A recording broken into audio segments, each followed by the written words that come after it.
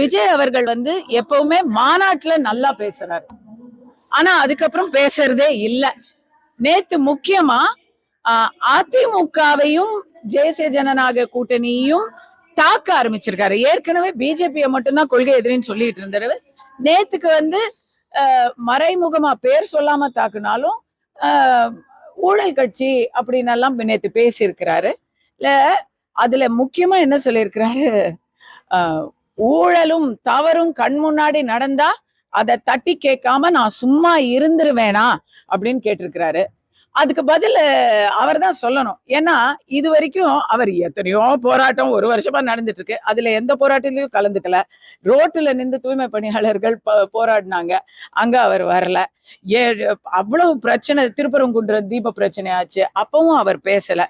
கரூர்ல ஒரு பிரச்சனை நடந்த போதே அவர் வந்து 4 நாள் கழிச்சுதான் பேசினாரு.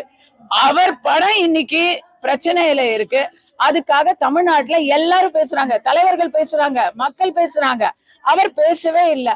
அப்ப ஒருவேளை அப்ப அது தப்பு இல்லைன்னு சொல்றாரா, அது சரியா நடக்குதுன்னு அவர் ஒப்புதல் வாக்குமூலம் கொடுக்கிறாரா? ஏன்னா அவர் கட்சியில சில தொண்டர்கள் மட்டும் அத வந்து ஆளுங்கட்சி சதி அப்படின்னு எல்லாம் சொல்லிக்கிட்டு இருக்காங்கல்ல.